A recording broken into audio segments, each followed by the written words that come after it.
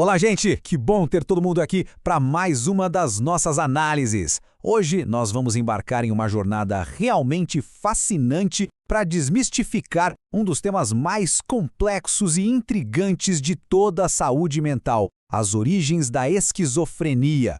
A nossa ideia é juntar as peças desse quebra-cabeça gigante, unindo os dados super precisos da neurobiologia com aquelas camadas mais sutis e profundas da psicologia. Então, vamos mergulhar juntos nessa! E a grande pergunta que vai guiar toda a nossa exploração de hoje é exatamente esta. Será que a esquizofrenia é puramente uma inevitabilidade genética? Bom, a resposta curta é não. O transtorno definitivamente não é um destino biológico selado ali no nascimento, mas sim um verdadeiro mistério integrativo. É justo naquele ponto onde a genética colide com o ambiente inicial de uma pessoa que a resposta para tudo isso começa, de fato, a ganhar forma. E para desvendar esse mistério de um jeito bem estruturado, vamos passar por 5 pontos centrais. 1. O enigma da esquizofrenia. 2. O desenvolvimento na primeira infância. 3. A bioquímica do cérebro. 4. O impacto do trauma. E, por fim, 5. As semelhanças com os sonhos. Começando então pelo nosso ponto 1, o enigma da esquizofrenia. Para contextualizar, a esquizofrenia tem uma incidência de cerca de 1% na população em geral. Mas olha que dado revelador quando olhamos para gêmeos idênticos. Eles compartilham exatamente a mesma carga genética, certo? Só que a literatura nos mostra que a concordância para o desenvolvimento do transtorno entre eles é de apenas 45%, e não 100%. Isso ilustra de uma forma muito brilhante que a condição é, sem sombra de dúvida, o resultado de uma interação muito profunda entre os genes e o meio ambiente. O que nos leva à nossa segunda parte, o desenvolvimento na primeira infância. É aqui que a gente começa a entender como o ambiente lá de fora vira a arquitetura física dentro da mente. Nós temos janelas de desenvolvimento que são altamente vulneráveis. Por exemplo, lá pelo 4º ou 5º mês de vida, o bebê começa a ter um interesse novo pelo ambiente, mudando a reciprocidade do olhar. Isso pode gerar uma certa confusão ou retraimento na figura materna. Aos 6 meses, surge a ansiedade, junto com o desenvolvimento de estruturas essenciais do cérebro. E, avançando um pouquinho, dos 12 aos 18 meses, temos o pico do desenvolvimento corticolímbico. A grande sacada aqui é que as interações ao longo desses primeiríssimos meses moldam literalmente o crescimento físico da neuroanatomia. E para simplificar um pouco toda essa anatomia complexa, vale muito a pena a gente focar na ínsula. Podemos pensar nela como uma espécie de mapa interno. Ela gerencia as funções viscerais e cria a nossa percepção mais básica do esquema corporal. Só que ela é super dependente daquelas experiências iniciais. Se um trauma acontece por volta dos 6 meses, essa estrutura pode sofrer uma disfunção. E isso leva a uma falha bem na base daquilo que chamamos de eu ideal. Observando as pesquisas do material-fonte, vemos uma ênfase enorme nas alterações da área ventromedial dos lobos frontais. É incrivelmente impactante constatar que perturbações e traumas emocionais exatamente nessa região, justamente durante os primeiros 18 meses, formam a fundação primária e física para o desenvolvimento futuro da desordem. Bom, seguindo para o ponto 3, a bioquímica do cérebro. Já falamos das estruturas, agora vamos investigar os suspeitos químicos, as engrenagens que fazem tudo funcionar ou, às vezes, falhar. Historicamente, temos 2 teorias fortíssimas no campo farmacológico.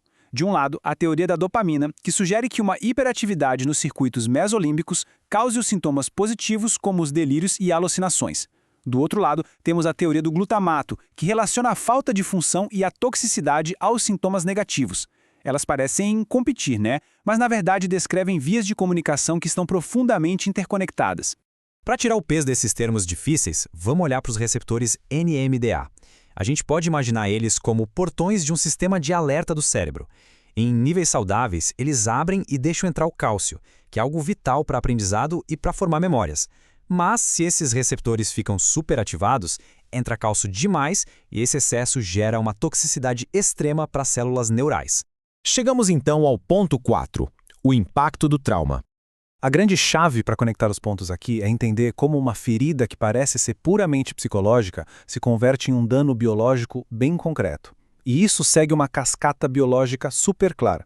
Tudo começa com estresse relacional forte, como a falta de sintonia materna, aquela desconexão emocional. Isso inunda o corpinho do bebê com altíssimos níveis de cortisol, o hormônio do estresse. Essa carga hormonal pesada engatilha a excitotoxicidade do glutamato que acabamos de mencionar. O fim dessa linha é a destruição física das conexões sinápticas que estavam ali tentando brotar nas áreas límbicas em desenvolvimento. Resumindo esse processo de uma forma mais direta, o estresse extremo inunda o cérebro infantil de dopamina, os receptores são ativados sem controle, o cálcio invade as células e um processo normal chamado poda sináptica entra em um modo totalmente excessivo e desregulado. Em outras palavras, sobre um estresse relacional severo, o próprio cérebro em formação é forçado a destruir suas conexões vitais para tentar lidar com toda aquela toxicidade do ambiente. E agora vamos para a parte 5, e talvez uma das mais surpreendentes, as semelhanças com os sonhos. As pesquisas do nosso material trazem uma revelação fascinante. A esquizofrenia e o nosso estado natural de sonho compartilham uma anatomia funcional espantadamente parecida. Em ambos os casos, existe uma superativação do sistema de recompensa do cérebro. Sabe aquela sucessão de imagens desconexas e irreais que a gente vivencia quando está dormindo? Pois é, ela tem a mesmíssima raiz biológica das alucinações esquizofrênicas, uma atividade dopaminérgica que não para, combinada com a inibição de outros mecanismos de controle. Fica muito claro quando a gente compara os dois estados. Quando estamos acordados, no estado de vigília, os nossos lobos frontais trabalham sem parar para programar, regular e verificar se o que estamos percebendo é real. Mas, durante o sono, ou no caso da esquizofrenia originada por traumas precoces, essa região frontal fica inibida. Sem a supervisão rigorosa dos lobos frontais, a mente perde sua âncora com a realidade. A experiência interna vira algo totalmente alucinatório. É absolutamente incrível ver como a mente opera e se defende, não é mesmo? Para fechar nossa análise, quero deixar essa citação super profunda que aparece na pesquisa. Esses traumas atualizam o potencial do genoma humano e alteram a bioquímica cerebral. A genética, gente, é só um rascunho de possibilidades. São os afetos primários, as primeiras relações que literalmente esculpem quem nós vamos nos tornar, tanto física quanto psicologicamente. O que nos deixa com uma reflexão poderosa. Qual é o verdadeiro impacto das nossas primeiras conexões humanas no destino final do nosso próprio cérebro? Muito obrigado por acompanharem mais essa análise conosco e até a próxima.